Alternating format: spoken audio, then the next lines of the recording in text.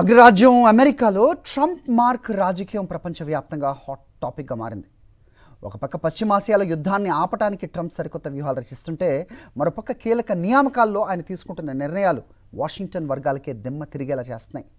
Housing డిపార్ట్మెంట్లో ఉన్న ఒక అధికారికి ఏకంగా దేశ భద్రత, ఇంటెలిజెన్స్ బాధ్యతలు అప్పగించి ట్రంప్ అందరినీ ఆశ్చర్యపరిచారు. అటు దేశీయంగా ట్రంప్ ప్రభుత్వానికి కోర్టులో ఒక పెద్ద షాక్. ఈ రసవత్తర పరిణామాలపై సాక్షి టీవీ స్పెషల్ స్టోరీ. అమెరికా జాతీయ భద్రత నిఘా విభాగం అధిపతి విషయంలో అధ్యక్షుడు డొనాల్డ్ ట్రంప్ సంచలన నిర్ణయం తీసుకున్నారు.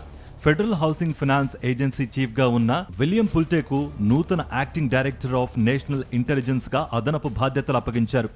హౌసింగ్ రంగంలో ఉన్న వ్యక్తికి దేశ అత్యున్నత నిఘా విభాగాన్ని అప్పగించడంపై ఇప్పుడు అమెరికా రాజకీయాల్లో పెద్ద చర్చే నడుస్తోంది. అయితే ట్విస్ట్ ఏంటంటే, పుల్టే తన పాత హౌసింగ్ బాధ్యతలతో పాటు ఫానీమే, ఫ్రెడ్డీ మెక్ సంస్థల చైర్మన్గా కూడా కొనసాగుతారు. అంటే ఒకే వ్యక్తి ఒకేసారి 3 కీలక విభాగాలను పర్యవేక్షించబోతున్నారు. దీనిపై విమర్శలు వస్తున్నప్పటికీ పుల్టే బహుముఖ ప్రజ్ఞాశాలి అని, ఆ బాధ్యతలను సమర్థవంతంగా నిర్వహిస్తారని ట్రంప్ గట్టిగా సమర్థిస్తున్నారు. మరోవైపు పశ్చిమాసియాలో శాంతి కోసం ట్రంప్ ప్రయత్నాలు ముమ్మరం చేశారు. ఇజ్రాయెల్, హెజ్బుల్లా మధ్య కాల్పుల విరమణ కుదిరిందని ట్రంప్ ప్రకటించారు. కానీ క్షేత్రస్థాయిలో మాత్రం యుద్ధ మేఘాలు ఇంకా తొలగలేదు. తాజాగా లెబనాన్ నుంచి దూసుకొచ్చిన 2 క్షిపణులను ఇజ్రాయెల్ వైమానిక దళం కూల్చివేసింది. హిజ్బుల్లా గనుక దాడులు ఆపకపోతే బీరూట్పై మళ్లీ బాంబుల వర్షం కురిపిస్తామని ఇజ్రాయెల్ హెచ్చరిస్తోంది.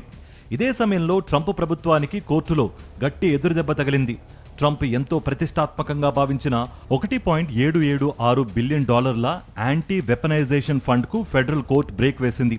ఈ ఫండ్పై కోర్టు స్టే విధించడంతో ప్రస్తుతానికి ఈ ప్లాన్ను ట్రంప్ ప్రభుత్వం పక్కన పెట్టినట్లు తెలుస్తోంది.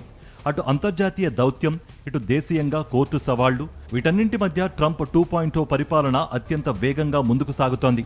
మరి రాబోయే రోజుల్లో ఈ పరిణామాలు ఇంకెన్ని మలుపులు తిరుగుతాయో వేచి చూడాలి.